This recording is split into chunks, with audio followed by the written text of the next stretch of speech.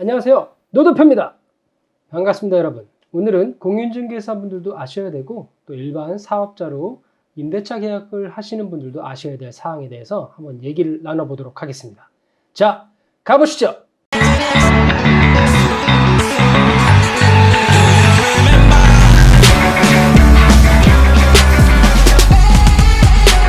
일반 사업을 하시는 분들은 임대차 계약을 하실 때 개인 주민등록번호로 계약을 하시기보다는 사업자 등록증으로 당연히 계약을 하실 거예요. 그래서 사업자 번호로 기재하시고 거기에 회사명과 대표자 명으로 계약을 진행하시게 될 겁니다. 그때 주의하셔야 될 가지 몇 가지가 있습니다.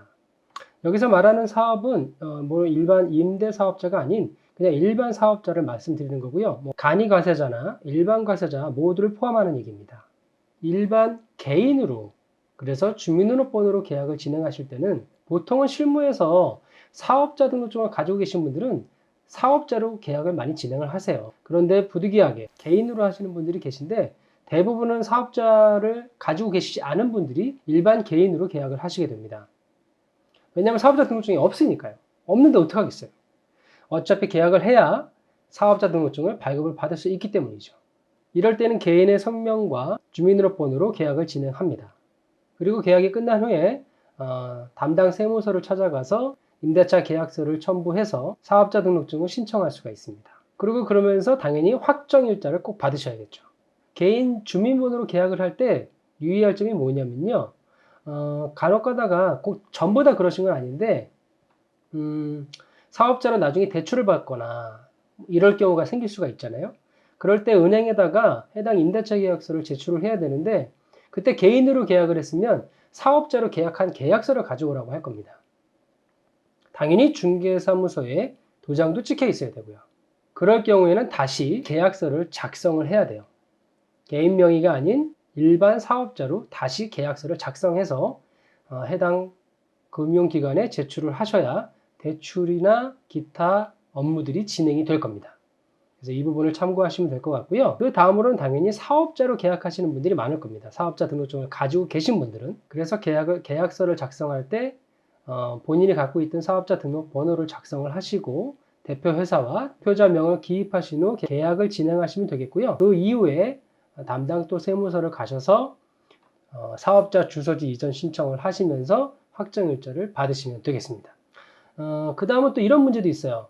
기존 사업자를 갖고 계신 분이 계약을 진행하면서 당연히 사업자로 계약을 진행을 한 거죠.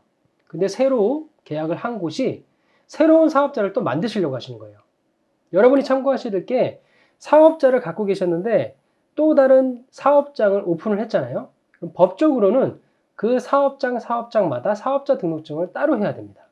제가 다시 좀 이따 추후에 설명하겠지만 기존 사업자를 가지고 있는데 이걸 이전하지 않고 새로운 데를 계약을 했다면은 그 새로운 곳을 다시 또 사업자 등록을 신청하시는 게 원래는 맞는 겁니다.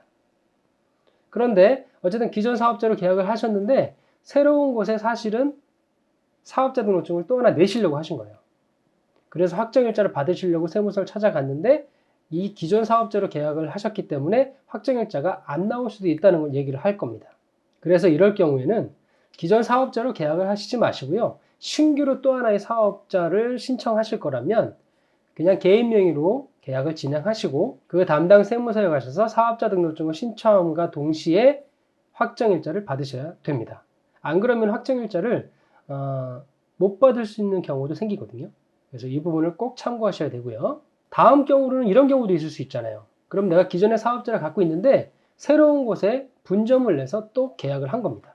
그런데 이 새로운 분점을 또 다른 사업자 등록증을 사실 낼 필요가 없는데 아까도 말씀드렸지만 법적으로 새로운 사업장을 임대차 계약을 했다면은 새로운 곳에 반드시 사업자 등록증을 신청을 해야 되기 때문에 그러면 어떻게 해야 되나요?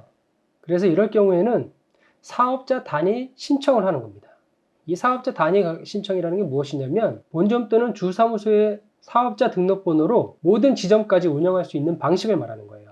사업자 단위 신고를 할 때는 새로운 사업장에 해당 담당 세무서를 찾아가시는 게 아니라 본점, 주사무소의 세무서를 찾아가셔서 사업자 등록을 신청하시면서 새로운 사업장의 확정일자를 받으시면 됩니다.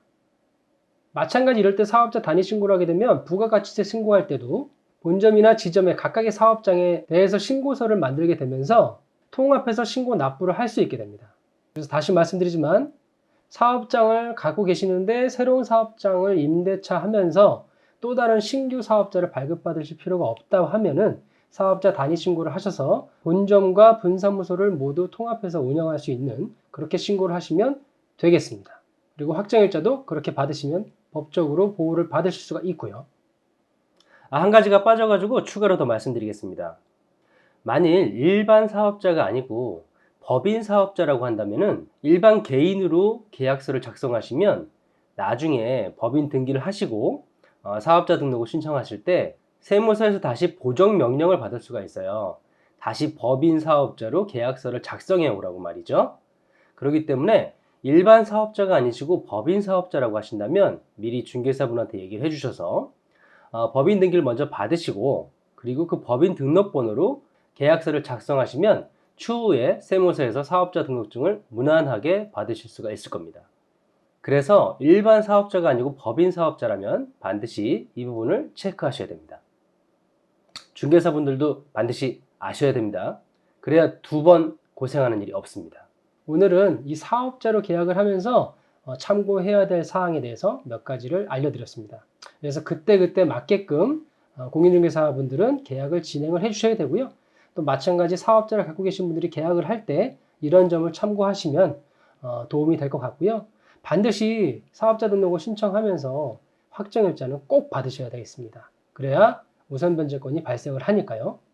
간혹 괜찮겠지 해서 확정일자 안 받으신 분도 계시는데 큰 비용이 들어가지 않기 때문에 꼭 확정일자는 받기를 권해드리겠습니다.